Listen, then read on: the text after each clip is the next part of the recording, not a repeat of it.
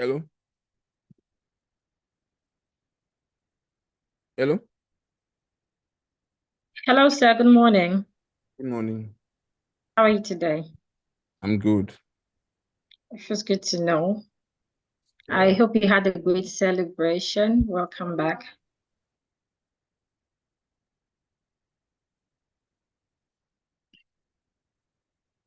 So we'll be having our introductory class today first for a few minutes, and we go to the learning for the day. So according to the feedback I sent to you, we will focus on three things. The first month would focus on grammar. The second month would focus on confident communication in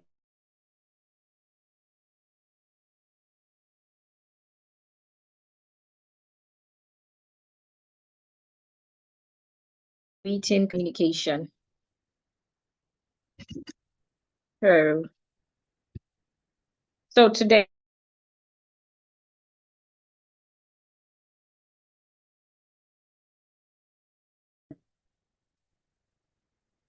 I'm alone.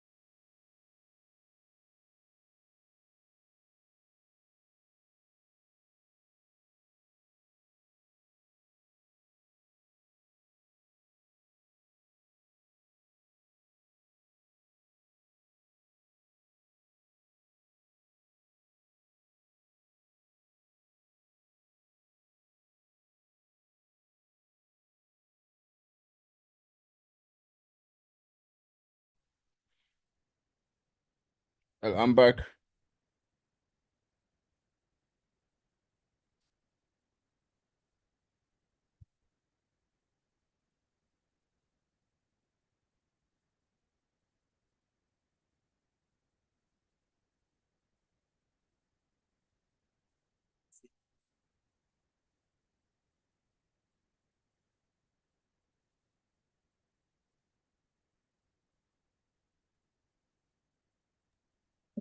Can you hear me, sir? Yes, I can. Okay. I didn't even know you had left. I was talking to myself. So I was explaining the Thank structure you. of the lesson. So I Okay. said that the first month would focus on grammar. The second month would focus on confident conversation. And the last month would focus on written communication, according to the feedback sent to you after the assessment. And we also agreed to meet thrice a week, which is fine. So today we'll start with grammar, introduction to grammar. What exactly is grammar? Simply put, grammar is a set of rules. It's just different rules put together to help govern how we use a language. So every language has its grammar. Sorry. Are you gonna send me the recording? Yes, you get the link to the recording. All right. Okay. So grammar is simply a set of rules that govern how we use a language. The words in the language, I will put it together to make sentences. Then some words that are not allowed to be used together, that are not allowed to be paired together, etc. Now, it is important to know that when it comes to English, for every rules, there are some sort of exceptions.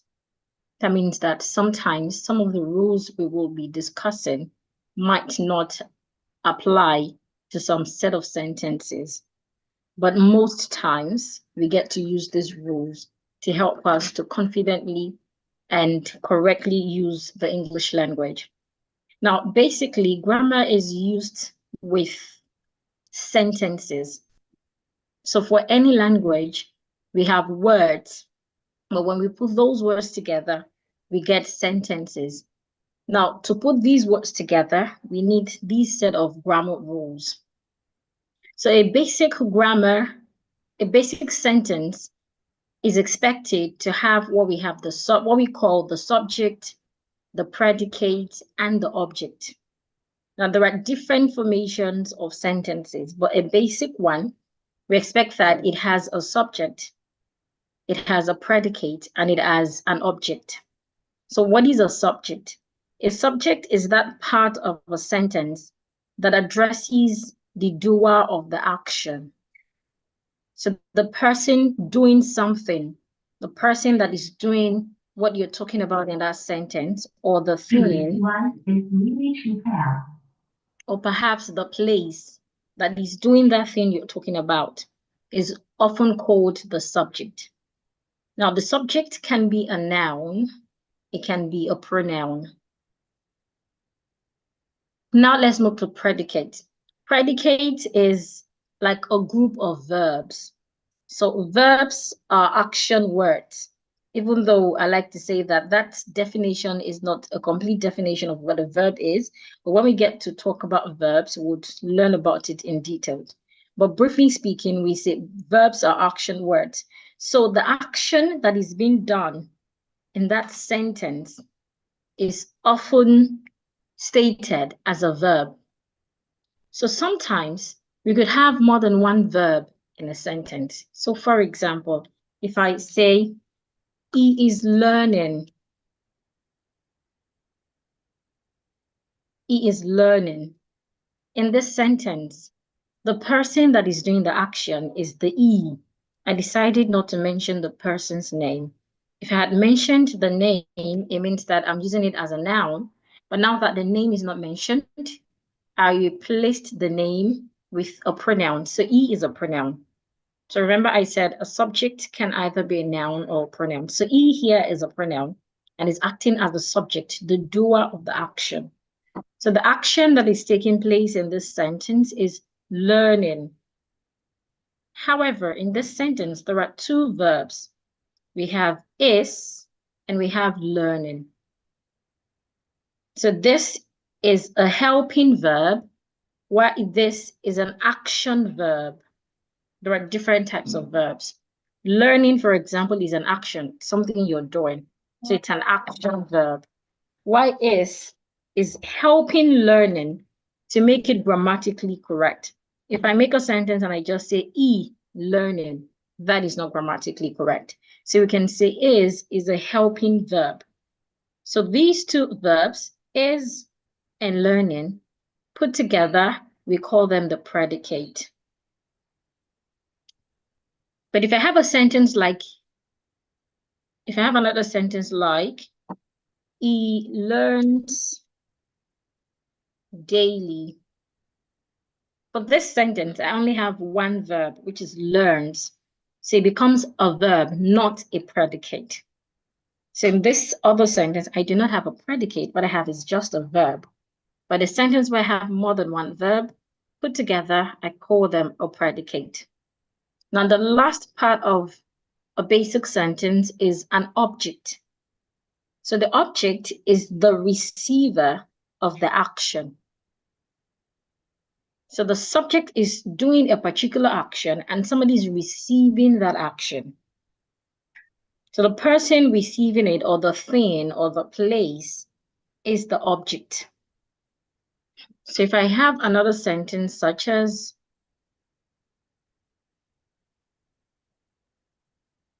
perhaps if I say,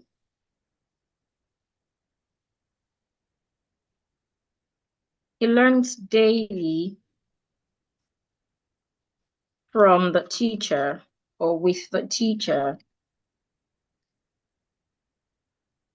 So now I have E as the subject, the person that is learning. Learns a verb because it's just one action. Then from the teacher. So the receiver of the action is the teacher. So I can call that the object. We'll talk more about subject, predicate, and object because there are other ways you can identify them.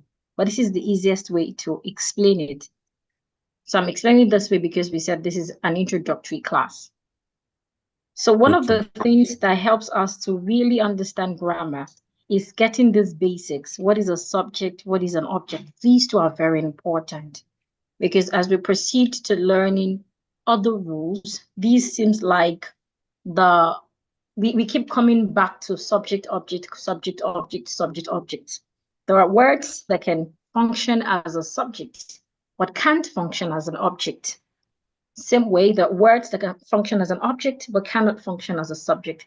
So the easiest way to identify what a subject is the person that is doing the action, while the object is the receiver of that action. Now, it's not always a person. It could be a place, it could be a thing, it could be an animal, but the doer of that action remains the subject. The receiver of that action remains the object.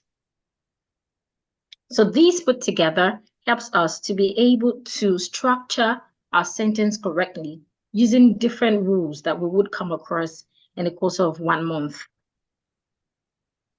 So now there are different types of sentences, but the 4 types of sentences according to their function are the declarative sentence, the interrogative sentence, the imperative sentence, and the exclamatory sentence. So how do we differentiate them? So let's start with the declarative sentence. The declarative sentences are always a good place to start, and that is because they're always standard. So a declarative sentence is a simple statement that we use to talk about a fact or an opinion. It could be an observation or an explanation. Simply put, we say a declarative sentence is a statement. So for example, Nigeria is the giant of Africa. That seems to be a fact. Is a hardworking man. It could be your own opinion about that particular man. I think it's quite lazy. That could be somebody's observation. Or I live at Lagos, I live at 31 Magodo Road, Lagos State. That could be an explanation. All of these are declarative sentences. So simply put, a declarative sentence is a sentence that provides information. So it could be an opinion about something, it could be an observation, it could be a fact, or just a random statement. Now, oftentimes, a declarative sentence should always end in full stop. The moment the sentence is not ending with full stop and it is ending with a question mark instead, it becomes an interrogative sentence, just like the name, interrogative, questions. You're asking question, you're interrogating someone. When is your next class? What do you think about the man? Where have you been? We are going that direction, aren't we? These are examples of interrogative sentences. Then we have the imperative sentences. Imperative sentences are sentences like instructions, commands, advice. These are imperative sentences. In imperative sentences, the subject is always obvious. That is, the person you're directing the advice to or the person you're giving instruction is usually obvious. Why we always feel like the object of the object of the sentence is as well obvious. So in imperative sentences, the subject is usually you. You're the one giving the advice, you're the one stating the command, you're the one giving the instruction, while the object is the receiver, the person you're advising, the person you're giving command to, or etc. So imperative sentence seems to be the simplest sentence where you can identify your subject and your object. Then lastly, we have the exclamatory sentences. Exclamatory sentences, just like declarative sentence, it's just that they show emotions. So what differentiates a declarative sentence and an exclamatory sentence would be the punctuation mark at the end. So for example, I can say, I am tired. If I end this with a full stop, it's a declarative sentence. I am declaring something. I'm tired. But if I end this with an exclamatory mark, then this will become an exclamatory sentence. So the exclamatory mark there, it's showing emotion. So to the person reading, once they see an exclamatory mark, it shows that I'm really tired. If I'm having a conversation with someone and I'm stating that I'm tired, there's a way my voice goes that shows that it's an exclamatory sentence. So according to functions, these are the 4 types of sentences we have. And each of them would have the subject, would have the predicate, and would have the object. So I'm going to write a few examples on the board, on the screen. They will work together to finding out the subject and the predicate, just to help us understand this. So first sentence, I can say, bears don't, where is it?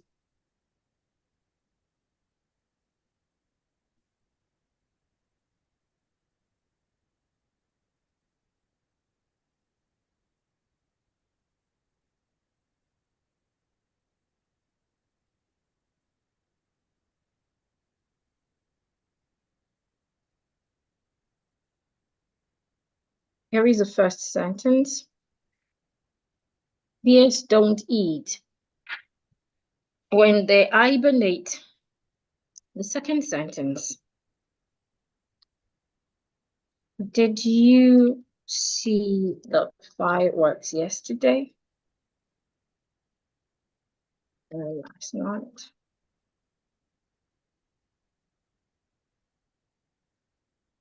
And number 3, it has sweep the floor before you mop it.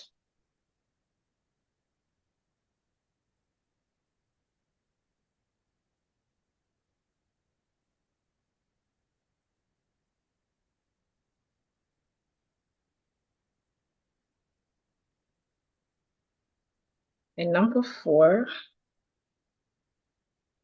and one was to be an imperative sentence. I ate a smell.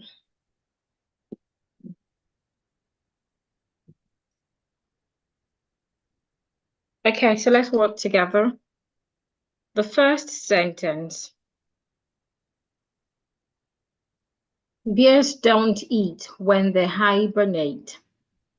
So is there a subject in this sentence? Is there a predicate? Is there an object?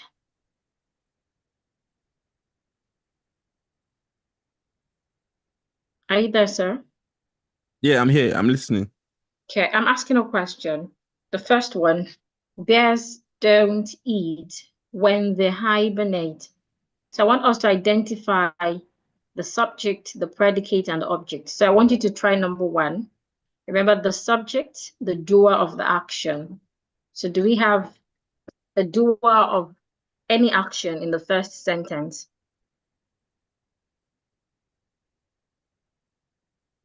Number 1. Yes. Please identify it. BS. They're the one eating. Okay.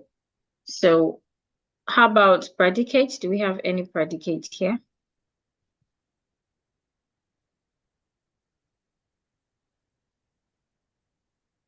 Remember, predicate could be formation of action, the verbs that show the action or the state of the being. And predicate, don't eat. Okay. So do we have the object? Do you have any Hibernate. objects? Hibernate. Okay. Hibernate. Hibernate Hibernate. means sleeping. To hibernate means to sleep. Remember, an object, just like a subject, can be a noun or a verb. They are the one receiving the action or the one that the action affects.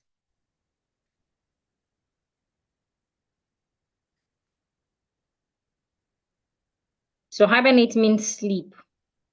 Yes. So do you think it's affecting them? Sleep is a verb. The object cannot be a verb. It's gonna The be object can be a noun or a pronoun. day. Okay, yeah, they is a pronoun. But if you look at it, they is referring back to bears. Bears don't sleep when they is referring back to bears. It's just like when I say Ahmed doesn't go to work when he is fasting. Ahmed is the same E. I'm going back from Ahmed, I'm going back to E. So there is referring back to bear. You must understand that in a sentence, sometimes you might not have an object. In a sentence, sometimes you might not have the predicate.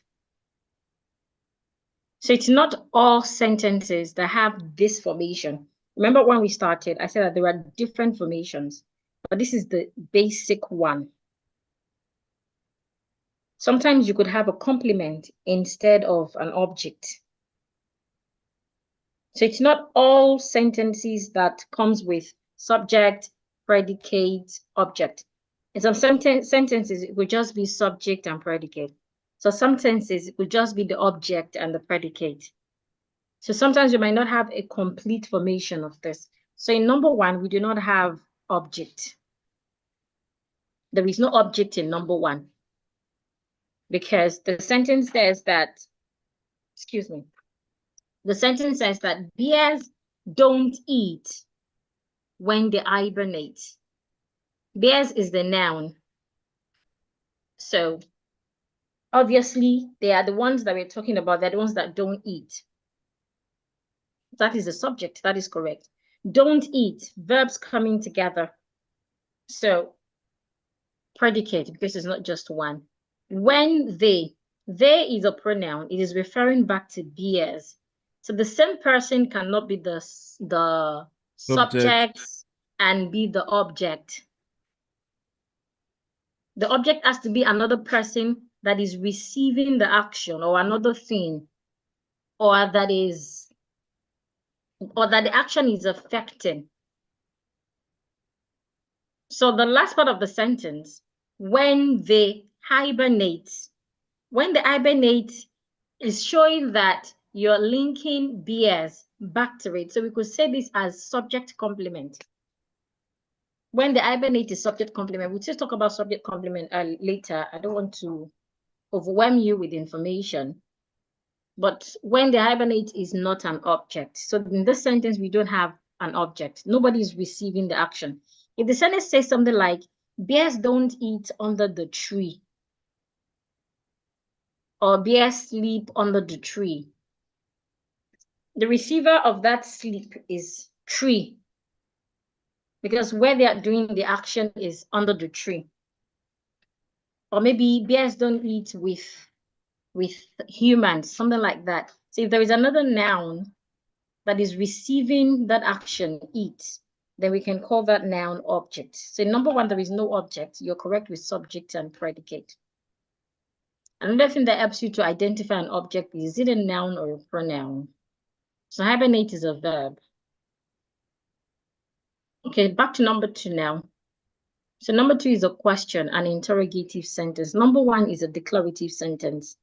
We're talking about, it's a fact that bears do not eat when they're sleeping. So number two, did you see the fireworks last night? Your interrogating someone, you're asking a question. So in this sentence, is there a verb? Is there a subject? Is there anyone who did the action? Is there a predicate? Is there an object?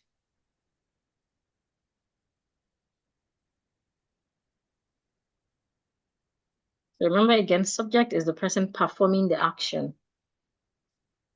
So did you see the fireworks last night?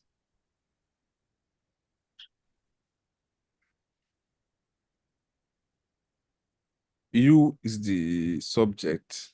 Okay. So the predicate? Predicate. CD. Okay. The is an article, it's not a verb. So it means that we have did is a verb. We have see also a verb. But then they are not together. They're not together like in number one, don't see, two verbs together. So that's why we could pair them together and call them a predicate. So the two verbs in this question, did and see, but they are not together. So it means that see would just be classified as a verb instead of a predicate. Okay. So you're correct with you. So do you think there's an object? Then when receiving the action see, Fireworks. fireworks. So what you saw or what was affected by your action of seeing is fireworks, correct? So now to imperative sentence, it talks about command, advice. So sweep the floor before you mop it. So is there a subject? Is there an object? Is there a predicate?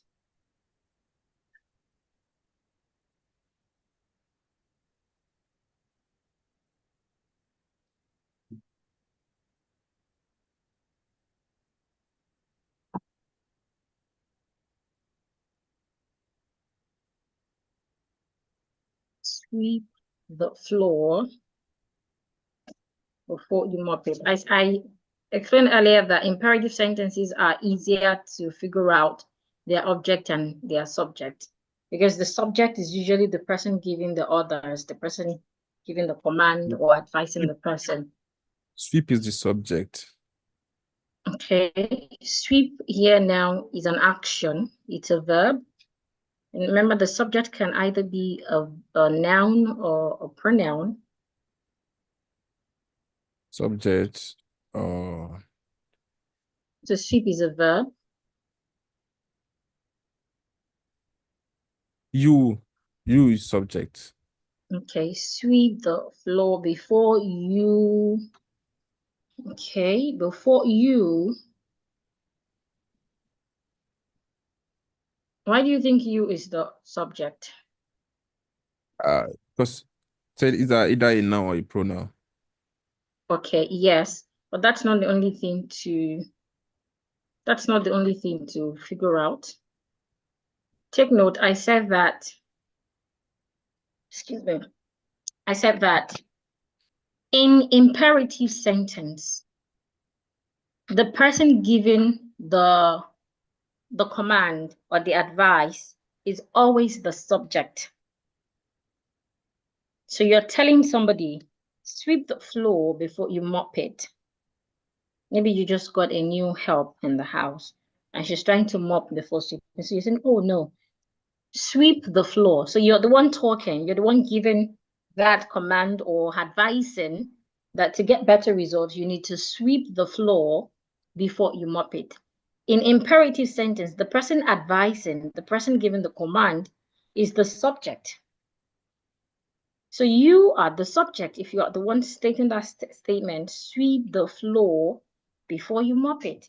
So it means that in this sentence, sweep the floor before you mop it, because we didn't mention you at all. There is no subject in the sentence. Sweep the floor before you mop it. In this sentence, there is no subject. Remember I said earlier, in some sentences, you might have just the object and the predicate. In some, you might have just the subject and the predicate. In some, you might not even have the predicate. You have just verbs. So you, if you're the one giving the advice to the cleaner, You are the subject because you're the one giving the advice. Sweep the floor before you mop it. So you is not a subject, rather it's an object in this sentence. I hope I'm not confusing you, sir. No. So you is an object here. So do we have a predicate or we just have the, what's it called now?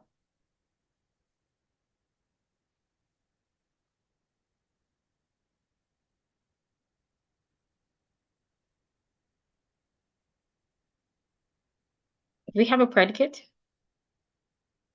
Predicate.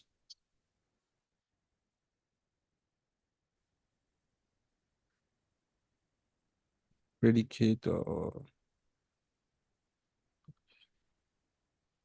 sweep. Or, mm, can it be sweep the floor? Okay, remember the is an article. The is an article. Let's briefly talk about articles. Let's briefly talk about articles. There are three types of articles in English. Articles aren't part of the part of speech, but there are three of them. We have a, we have an, and we have the.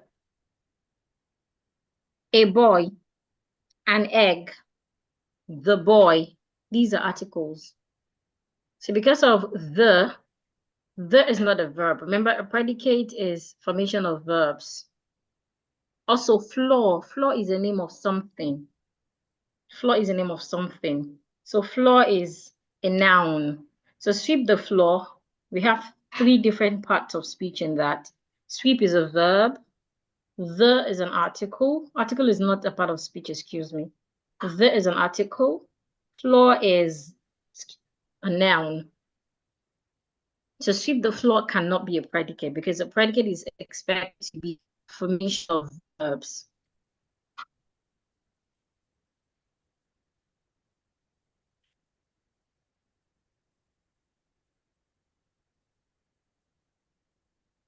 Remember, it's not a must you have a predicate. It can just be a verb that you have.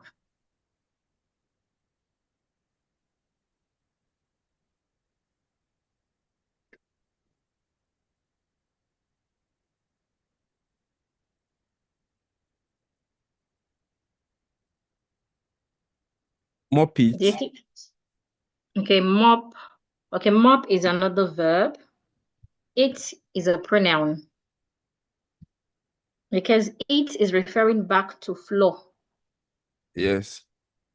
The floor before you mop the floor. So I don't want to repeat the floor again. So I replaced it with a pronoun. A pronoun usually replaces a noun.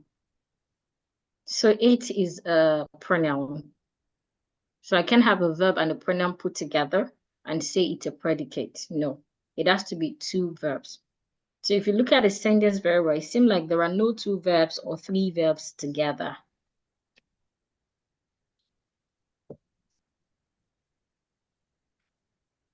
Because besides sweep, we have an article. Another verb that we have there is mop.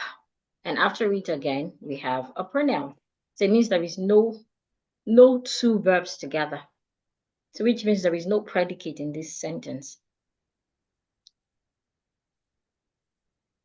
Instead, what we have is a verb. Two verbs, sweep, then mop.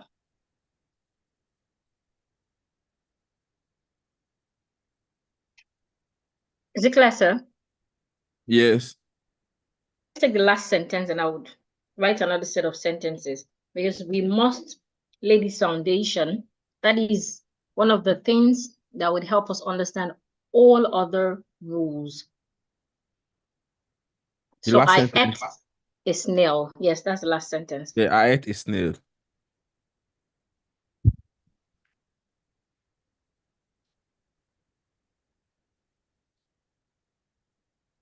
So is there a subject? Subject is I. Correct. So at a snail.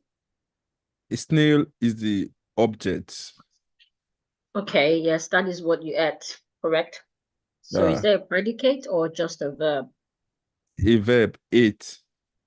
Ate. Very well. Very well. I ate a snail. Correct. Let's take a few more sentences. I want to be sure that you understand it before we proceed. So I'll write other sentences.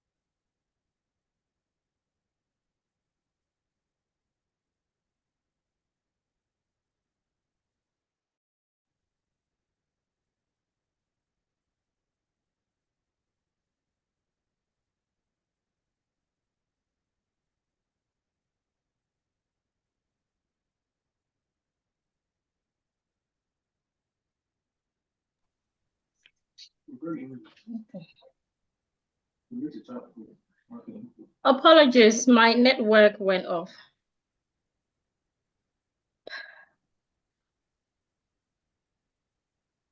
Okay.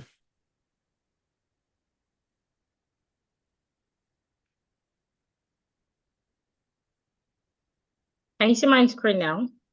Yes.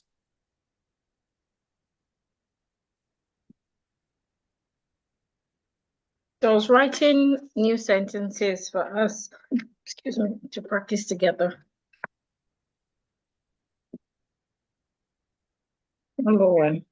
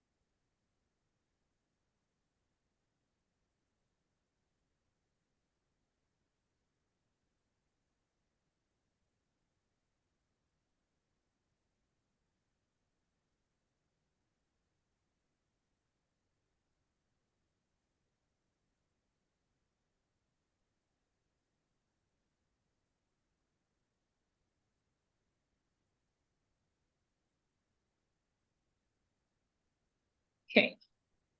So these sentences are quite technical than the first because I needed to add adjectives to the nouns, but they're easy to detect. So the first one, the old oak tree provided shade for the tired travelers. So let's identify the subject, the predicate, and the object. The old oak tree question for the travelers. The object is travelers. Correct? But not just travelers. Tired travelers. Tired, yes. Okay, tired travelers. Correct? Uh, the subject is old oak tree. Yes, the old oak tree subject. Yeah. Yeah, okay. Then the verb provided. Provided. That's correct. So let's go to number two. The subject they. Okay, correct.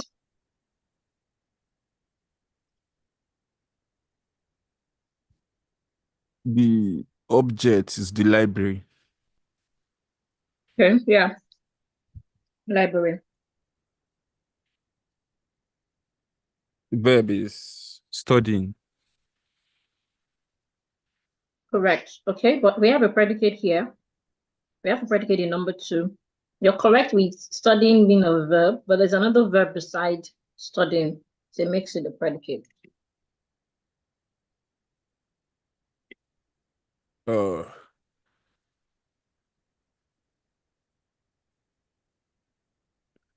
are are studying. Yes, are studying. Because are is That's also a verb. that's the So predicate. put together, we have a predicate. Yeah, you're correct. So both of them becomes a predicate. So let's go to number three. Number three, the subject is she. Correct.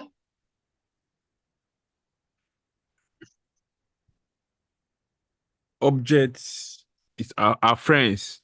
Yes, she picked them for her friends.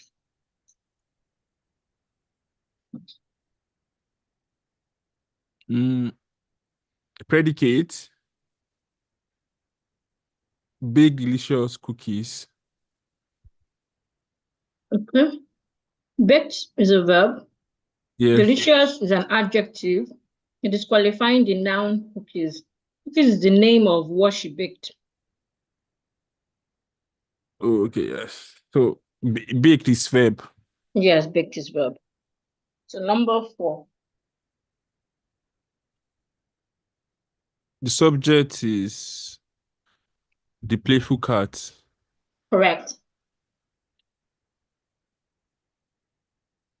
Uh, the object is the red laser pointer. Correct. Verb is chased. Absolutely correct. So I believe you have mastered this now. Yeah. Okay, so let's proceed. I'm glad. Yeah. So the essence of making sure you got this is because as we start to learn, we would keep going back to what the subject is, what an object is, and of course predicates as well. So now that we have got what a basic sentence needs, now to help us to be able to put these to use properly, it is also important that we understand parts of speech. The parts of speech, they are the building blocks of sentences. So there are 8 parts of speech. We have the nouns, the pronouns, the verbs, adjectives, adverbs, prepositions, conjunctions, and interjections.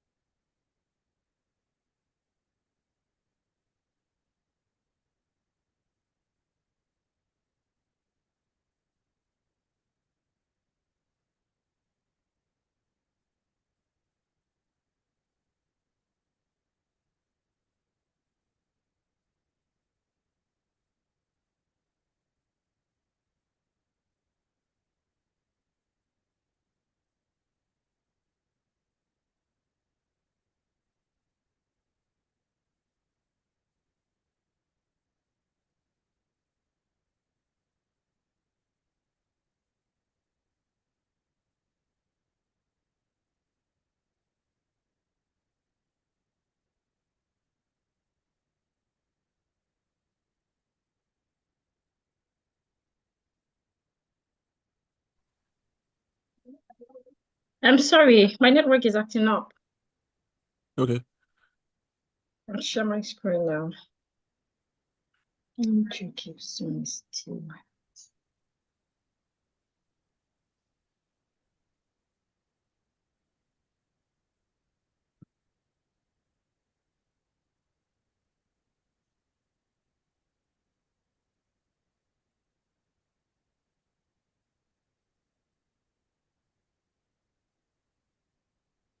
It's still right. So I'm trying to confirm if it's still recording. Okay.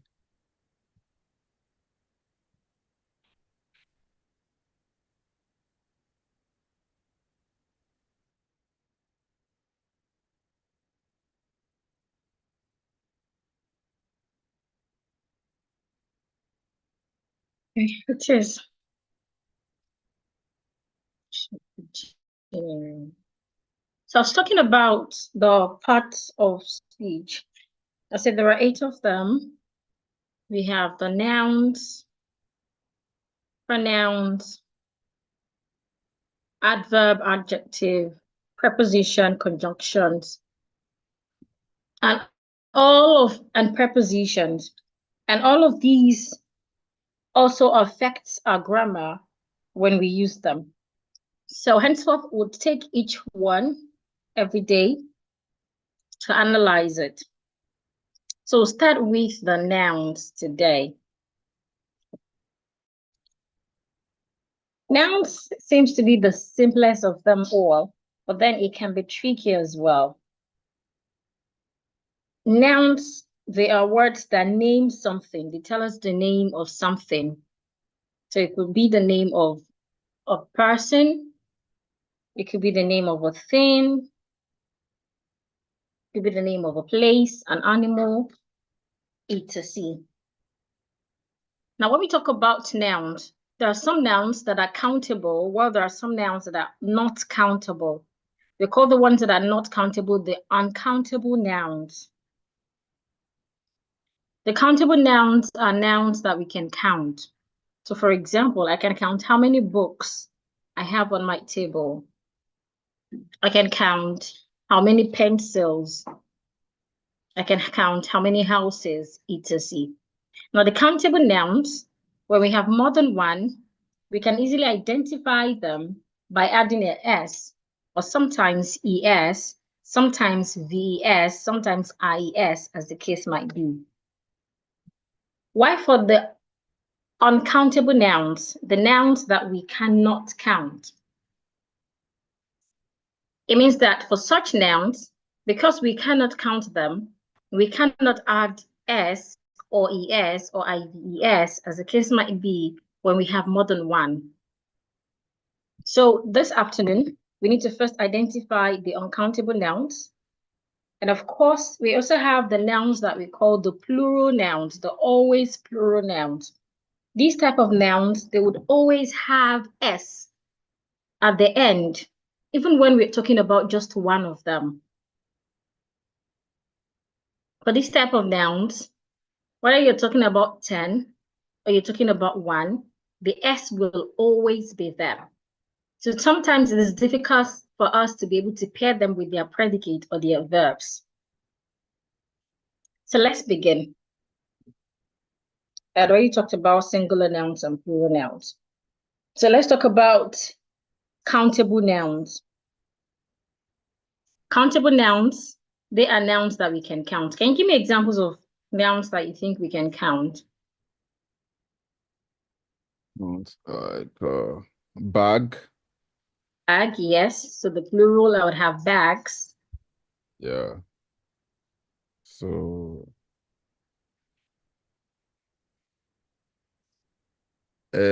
shoe. Okay, yes, shoes. We can Yes. count shoes, but there's a way we count them anyway. We'll get to Pair of that. shoe. Yes, we say pair of shoes. So Pair of because shoes come in two, so we have to say pair of shoes. Pair of shoes means just one. yeah.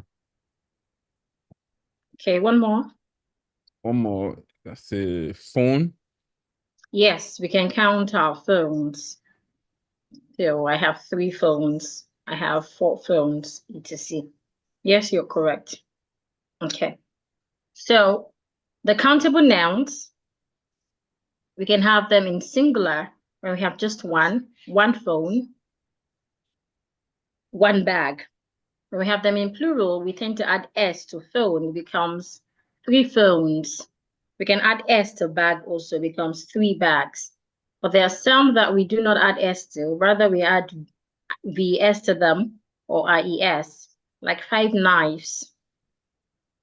We had vs to that, Yes. etc. Now there are some nouns that they don't change in plural. These type of nouns, whether they are in singular or they are in plural, they are written the same way. They do not change. Examples of these nouns, we have rice, the rice that we eat. Yes. Whether you have a bag of rice at home or you just have a cup of rice, rice remains rice, whether it's singular or it's plural. It doesn't change. Its spelling does not change. Another is deer, sheep. So whether there are 50 of them on the field or it's just one, we say sheep. Another is moose. Whether it is 1 or 10, it remains the same. It doesn't change. So the question would be, how do you identify nouns that don't change in plural? So that when I'm writing a sentence, I must be able to use them correctly. Because the first rule of grammar states that the number of subjects you have must be the same number of verb you would use. Let's say, for example, I want to make a sentence with sheep. If it is 1, I would say the sheep is, if it is 10, I would say the sheep are, excuse me, without the S, sheep doesn't take a S. The sheep is, the sheep are. In these 2 sentences, mere seeing that I have a S here tends to tell the person reading that I'm referring to one of them here. But here I have it changes to plural. So this tells them that this is plural as well. Now, to make it easier, I could then say the flock of sheep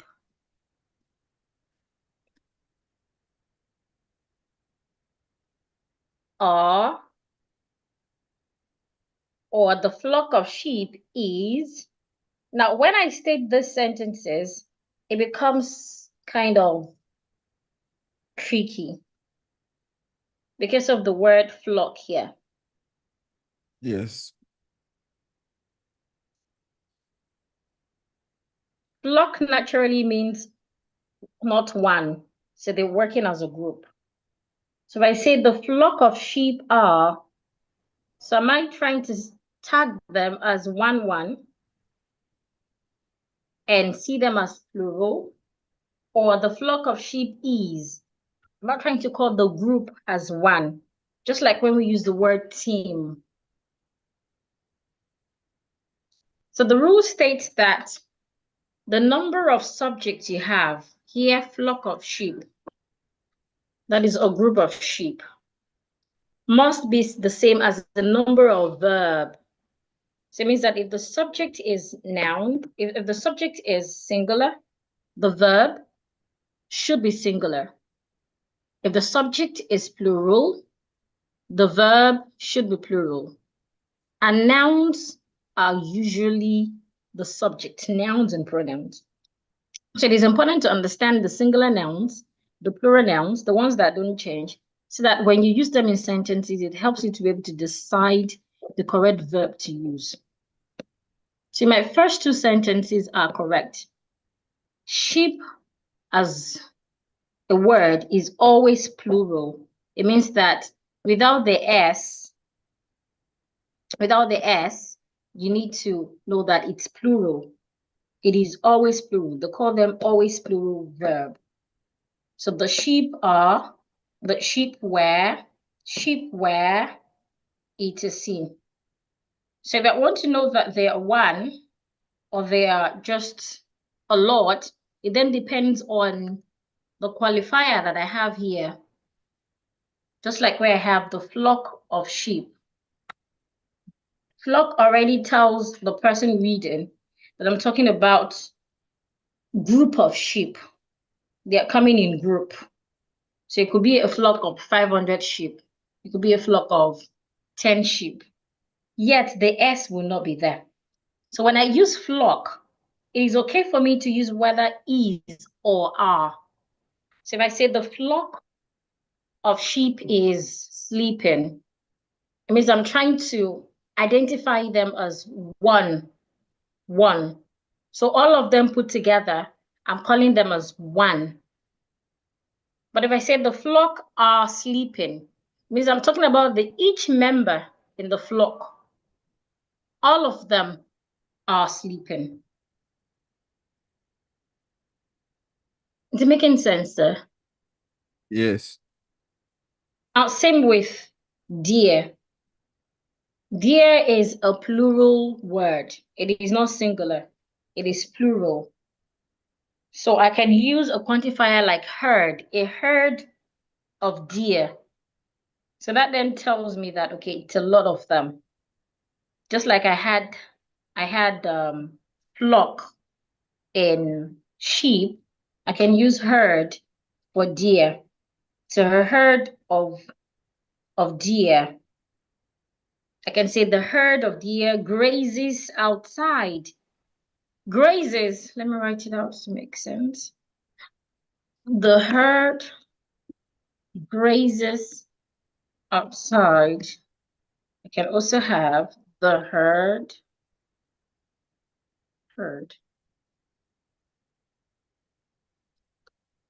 graze outside. These two sentences are correct. The first one, the herd, group of animals. So it could be group of deer, group of cows, group of elephants. Grazes. There is the S after this verb. When we talk about verbs, singular verbs takes the S. Plural verbs don't take the S.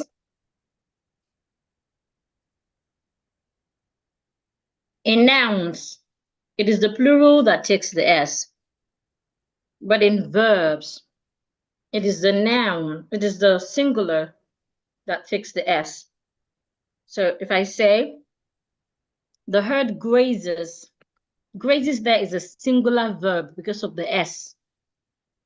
So it means that because the verb is singular, then the subject is also singular. So it means that I'm talking about the herd as one. I'm talking about each member. The herd grazes outside. Over here, there is no S in this verb, so which means it's singular. So the herd grazes outside. This means that I'm talking about all the animals. Let's say I have a herd of 500 elephants. So all the 500 elephants, I'm qualifying them as just one. There's some way we can call all the policemen and women in Nigeria. We can just call them the police or the Nigerian police. One, even though there are over 20,000 of them, but we can see them as one. The same way we can see a choir of a church, even though it's not just one person. It could be as large as 30 and as small as 5, 4. We can still call them as one. The same way we can call the Nigerian football team as just one. The same way we can call the herd as just one. And sometimes we can decide to identify them as members and see them as one. So number one here, we're seeing them as excuse me, 111, plural, which is why it takes a plural verb. And here we're seeing every herd, the 500 of them, we're seeing them as just one. That's why this takes a singular verb. Is this clear, sir? Yeah, it's clear. So how do you then identify if a noun is always plural, if the noun is countable, or the noun is uncountable? There are no rules to really guide us to know that. One of the easiest way to know is to leverage the dictionary. So let's explore the dictionary a bit before I continue with nouns. So I'm going to open a new tab to use the dictionary. So I usually advise when you're using the English dictionary, it's either you buy the licensed dictionary. An example of a licensed dictionary is the hard copy we buy in the bookshops. For online dictionaries, an example of a licensed dictionary is the one you buy from the dictionary site. So if you have a preference for Oxford Learner's Dictionary, you want to buy it strictly from them. If you prefer Cambridge, you want to buy from them. But simply going on Play Store or the Apple Store to download dictionaries, those aren't licensed dictionaries. And what happens is most times they aren't accurate. So if I just go on Google and say meaning of herd, or if I just say Google, tell me if it's countable or uncountable, Google will go around and give me information from different writers, different blogs. Some of these might not be correct. If I've written something about herd on Facebook or on LinkedIn or maybe on my website, Google would list that as suggestions for you to consider. And of course, because I teach grammar doesn't mean that I am always grammatically correct. We're all a work in progress, especially when it comes to grammar. There's usually a lot of exceptions. There's a reason why it will not work when it comes to this sentence, etc. So the best place to confirm is the dictionary. Even when it's just a mistake in a licensed dictionary, it becomes what it is. So one way to get a licensed dictionary is to purchase it. Another is to leverage their site. When you leverage their site, they would not give you full information, but of course you can get basic information. So let's leverage their site. So to do that, you simply go on your browser, any of your browser, and you click on, you search for a word you want to find. Let's assume I want to find the word sheep. Then I would state the preferred dictionary, Oxford Dictionary. Then search. It is important to state your preferred dictionary so that Google will not just bring you information from different places. So it takes you right to the Oxford Dictionary site. So let's move in and see. It's loaded.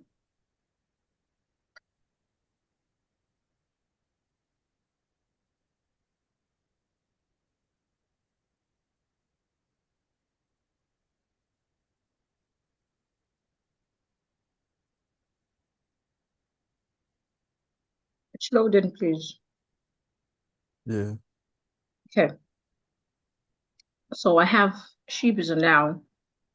So one thing I love about the Oxford Dictionary is after the pronunciation, before the pronunciation, it even tells you the part of speech it is. Then it tells you the kind of English it is. It's A1 English. We have A1, A2, B1, B2, C1, C2. A1, A2, they are the basic English, simplest English. So just one who have not gone to school can get those type of English words and use them. Then we have the B1, B2. B1, B2 are expected to start to be taught in secondary school. So you realize that the way a primary 2 or primary 3 child will use English is quite different from the way a child in JS3, JS2 would use English, especially if they attend a school where they really pay attention to their use of English. So a child in primary 1 is something like, they are calling you. But a child in JS should already know that I shouldn't say they are calling you. I should say Mrs. So calls for you, or she calls for you.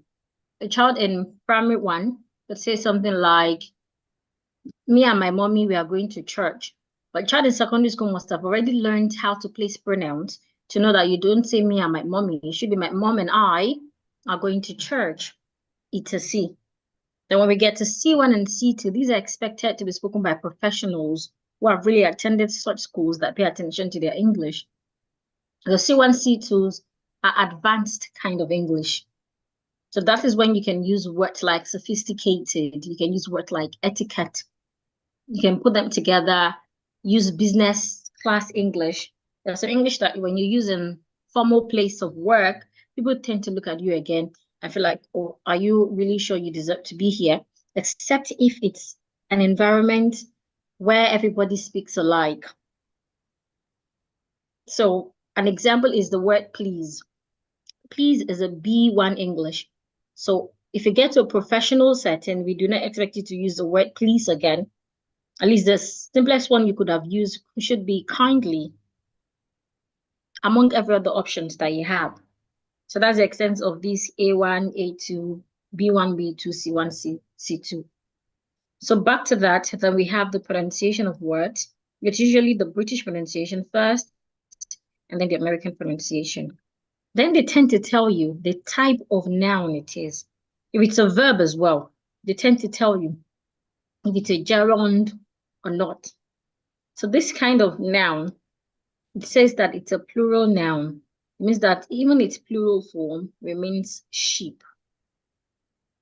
So that helps you to know that, okay, if sheep is a subject, whether I'm using it as a subject or an object. So when it's a singular or plural, I do not have to add s or es to it as the case might be. Then I can come here to further look at how it is being used in examples. The most part that I love in the Oxford Dictionary is the Oxford Collocation Dictionary. It shows you words that you can pair together with sheep. So for example, it tells you that the kind of adjectives you can use with sheep are this. This three dots here means there are other suggestions. If you have the paid one, the licensed one, you would get full entry to all examples available. But because this is also a free version, they won't give you all access. Then here, it means that we can also say flock of sheep, herd of sheep. Here, I can use farm sheep. I can say keep sheep. I can say raise sheep. So some people will say something like bear sheep. You can't use the word bear with sheep. Bear should be used with children. A sheep can graze. It can bleat. The sound it makes, and every other one like that. Then you have idioms. Some words come with idioms. Idioms are not necessarily grammatically correct words. There's some idioms that when you see them, they are not grammatically correct. But because they are idioms, you can't change them. For example, count sheep. Count sheep sounds ungrammatically correct. It's supposed to be count the sheep. It's supposed to be an article here if we're considering grammar. But idioms are set of words or expressions that are carved in stones. Means that you can't change them. That is what they are. They do not pay attention to grammar usage. Just pay attention to their meaning. It's just like we are all in the soup. That is wrong. We are all in soup. And so other idioms. We're still going to talk about idioms. Let's take one more word to further make it make sense. This is a noun. Let's take another noun. Let's take exam. A lot of people use that word wrongly. Exam. So it means that you can search for words here. So you don't have to always close the tab. If you have it on your devices, you can always just go back to the tab, search for any word, or you can always go back, log out, and come back again. It's fine. So exam. So here, exam tells you that it's also a noun. It's also an A1 English, the pronunciations. Then it says that in formal setting, we should preferably use examination instead of exam. And it tells us the meaning, blah, blah, blah, blah, blah. Now let's go to the collocation. In fact, before the collocations, take note of this. It says, use take or do or sit an exam, not write an exam. Even lecturers make this mistake. They say things like, would start writing the exam by 9 a.m. We don't write exam. We take exam, we do exam, we sit exam. That will be more well explained in collocation. I love the collocation part. It tells you how to use the word exam. If you read through, you would really enjoy it. So here it further explains that you can say take exam or do exam. For do exam, it's allowed for both British and American English. You can sit an exam, same with test. Then here it further says that in British English, especially British English, you say mark a test, mark homework, mark exam. But in North American, they prefer to use grade homework, grade test, grade exam, etc.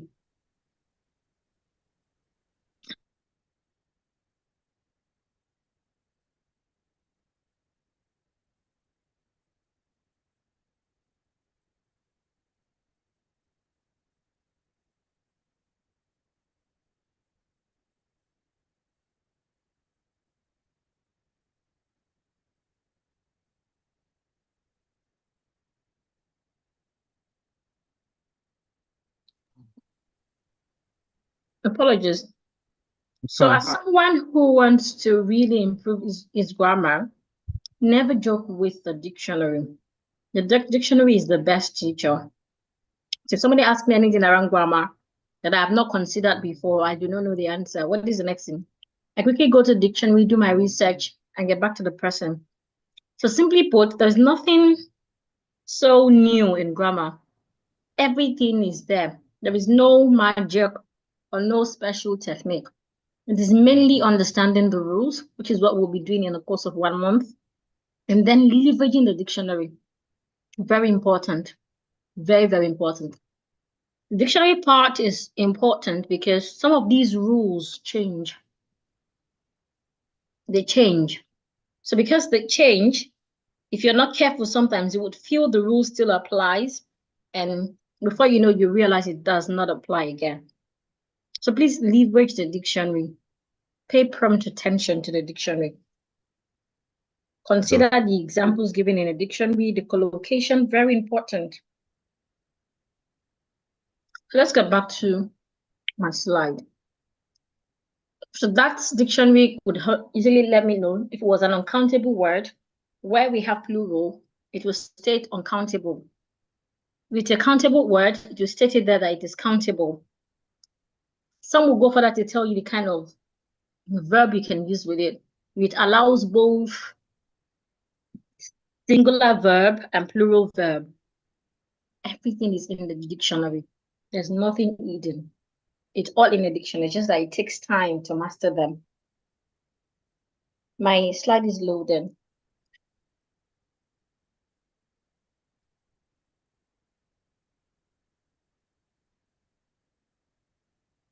It's almost ready. Yes.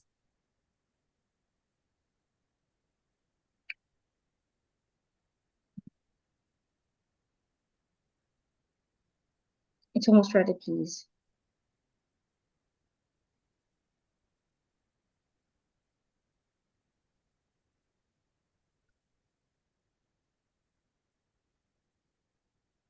Okay. So we talked about nouns that don't change in their plural.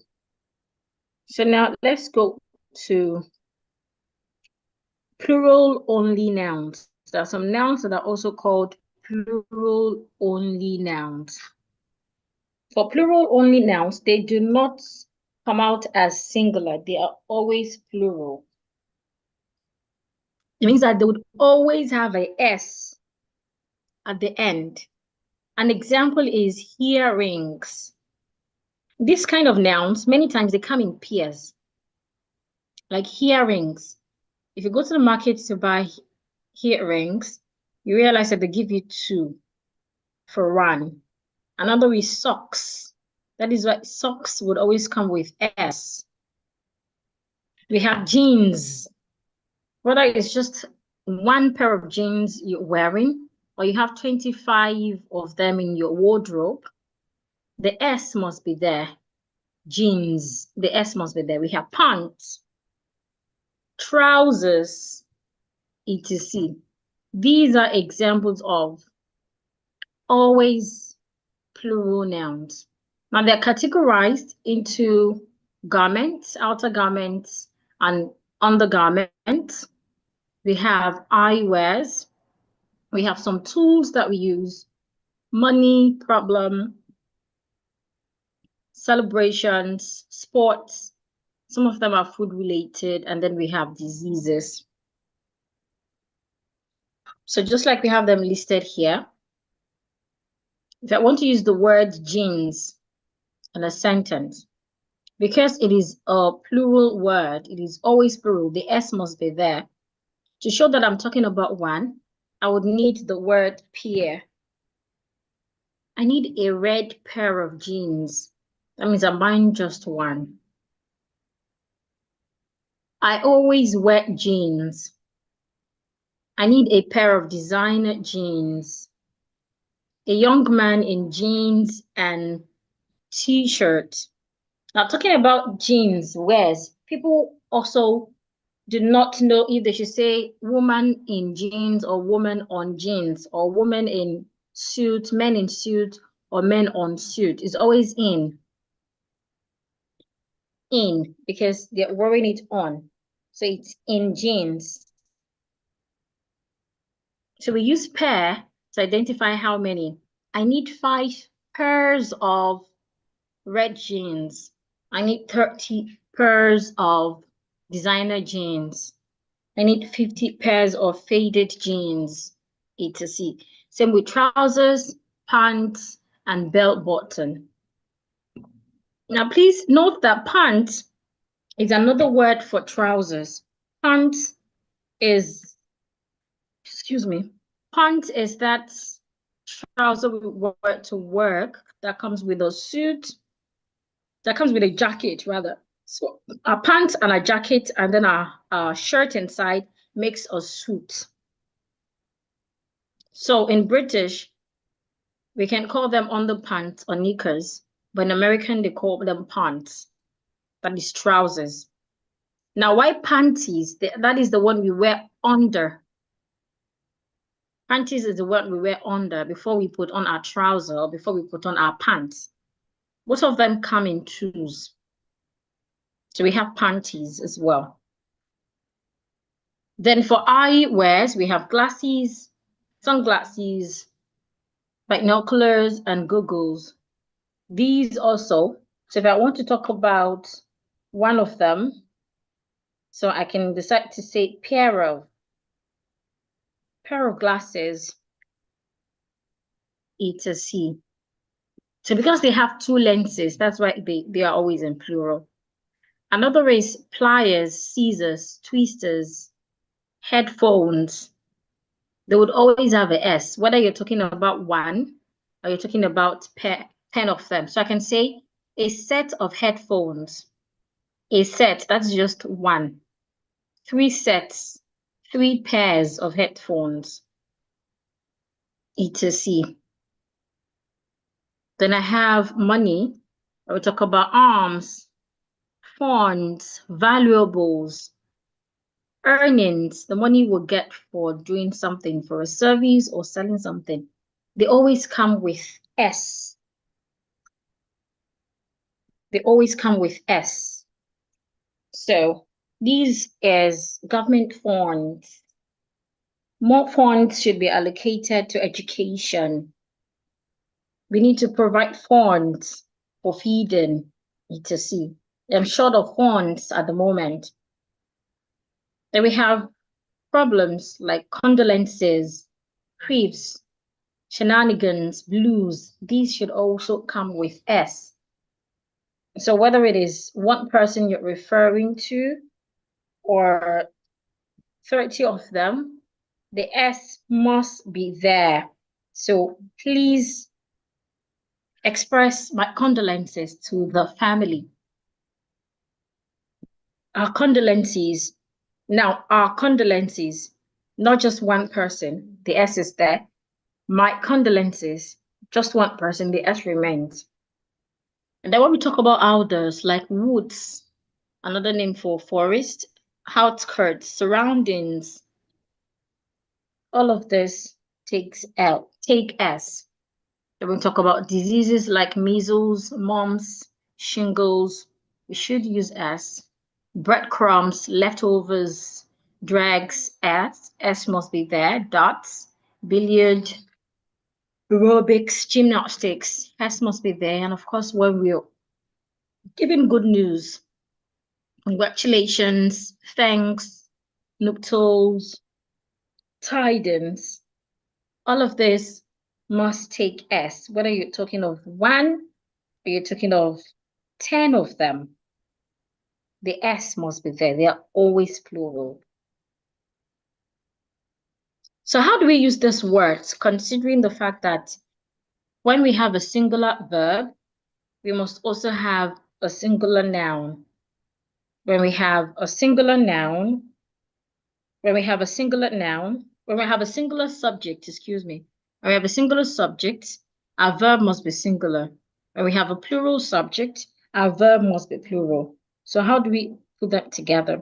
So if I have a sentence like a pair of headsets or headphones is on the table. A pair shows one, even though there is S after headphones. So a pair of headphones, that is the subject, one, singular. So the verb should be is, singular as well. Let's try another word. Let's try font. Now, fonts can take pair of or it cannot take set of. And it means money that is available to spend. So for this type of verb, for this type of subject, because you cannot use a S or you cannot use a pair, you cannot use a set or whatnot. So because it is always plural, we treat it as plural. So I can say that most of the funds are spent on did I say politics? Most of the funds are spent on politics. The funds are earmarked for the health sector. Excuse me.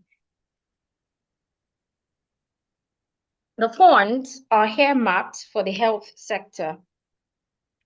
The school funds are supposed to be invested on the new laboratory. So funds, because of the S there, it is always plural. It takes a plural verb, are. There are limited funds, etc. So let's also try hearings. For hearings, I can use words like pair of hearings. I can say piece of hearings. So I can say, a pair of hearings is missing. A pair of hearings is missing. 3 pairs of earrings are missing. 3 pairs of earrings are missing. So what I'm trying to explain here is that some of these words that you can use words like piece, pair, item, set to quantify them, to tell us how many we have. Pair of something, piece of something, set of something, item of something. These things shows how many we have. I can say I have 3 items of furniture. Furniture is an uncountable noun. We can't count furniture. But if I use the word 3 items of furniture, it shows that I have 3 of them in my house, even though there is no S after furniture. So some of these words allows you to use quantifier like item, set, pieces, pair, etc. Why some of them you can't use such quantifiers? So for those that you can't use quantifiers, just address them as plural. So it means that the verb that follows should also be plural. Right? For those that you can use quantifiers to know, to have an understanding if it is singular that you're talking about or plural, then those ones you can easily determine the verb to use. Am I clear, sir? Yes. Well, so lastly, we have uncountable nouns. We have uncountable nouns. So what do I mean by uncountable nouns? These are nouns that we cannot count, like information. We can't count information. So it is wrong for us to add the S at the end of information. We don't add S to uncountable nouns. Whether you're talking about 50 of them or 2 of them or 1, you write them without the S. Another is furniture, accommodation, feedback, software, luggage. So a luggage is set of bags or set of boxes that you are traveling with. So whether you have 25 bags and then you have extra 3 boxes, when you get to the airport or when you get to your train station, you're functioning everything as luggage, whether it's 50 of them or 38 of them, luggage without the S. So my luggage and baggages. Luggage, no S. But when I get to say baggage, you can add S. So my luggage and baggage, etc.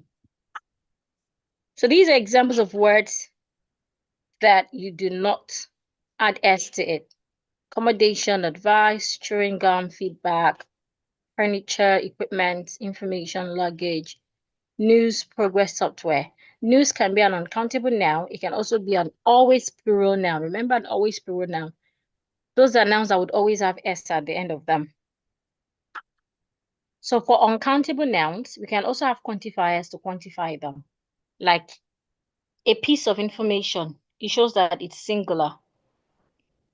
She just gave an important piece of information, just one information, maybe one sentence, one word, one idea, right? An Yes. item of information, a bit of information. Now, if it's plural now, I would now say items of information, yet no S will be in information. Pieces of information. Piece will take the S, while information still will not take the S. etc. For water, I can say 3 cups of water. I would not add S to water, but because I have divided with 3, cup will take the S. 3 cups of water. For furniture, I can say items of furniture. There are 24 items of furniture and fittings in the hall. So 24 items.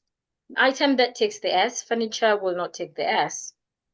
Information, accommodation, etc. So this is all we can take today for nouns. So when we meet next, I'll continue from collective nouns. But do you have any questions about nouns? For now, no question. So when you send me the video, I'll go through it again. Okay. Oh, yeah, So but I'll I'm send you enjoying a it. replay of the video. I'll also send you a task that you need to do Okay. yes, please. So according to the schedule I gave, I suggested Monday, Tuesday, and Thursday. But Unfortunately, there's one issue now. I can okay. only be available for video call on Tuesday and Wednesday, but Wednesday is not part of our schedule. So I don't know what we are going to do. Other Okay, so days you I prefer can we be do Wednesdays. Wednesday, Tuesdays, I can be available for video call, like the Zoom call. But Okay. other days, maybe it's going to be through WhatsApp chat or something. I Okay, don't know if okay, that's that's possible. fine. Okay, that's fine. So let's move the Thursday class to Wednesday then. Yes. Okay. Going to be Tuesday, Uh, I Wednesday. already have a class for 11 a.m. tomorrow. So can we do evening, say Yeah, evening is 5 fine. p.m.? Yeah, evening is fine. Okay, so we'll meet tomorrow 5 p.m. Oh, So which other tomorrow is day? tomorrow is Wednesday, right? Yes, please. Uh, I'm only available from 8 a.m. to from 8 a.m. to 3 p.m. both Okay. Tuesday and Wednesday. Okay. Let's do 9 a.m. 9 a.m. is fine. All right. tomorrow morning. 9 a.m. tomorrow morning. So which other day would you like us to add to make it 3 days? Any other day, but not video call. Not a video call. Yes. Okay. Okay, I'll work on my schedule and let you know. All right. Thanks You a lot. prefer morning classes or evening? Uh, Aside Monday and Tuesday, which must be from 8 to 3 p.m. So Okay, other 8 days, to 3. anytime is fine. Okay. Yeah. Thank you, sir. So I'll send the replay to you, the link to access the replay. And All right. also, I'll send you my direct number. The number we've been chatting on is one of the admin's number. Okay. So I'll send you my direct number because sometimes I might not be working from the office so that we can have direct access to each other. All right. Thank you. Okay. Yes, sir. Have a great afternoon, sir. All right. You too. Yes, sir.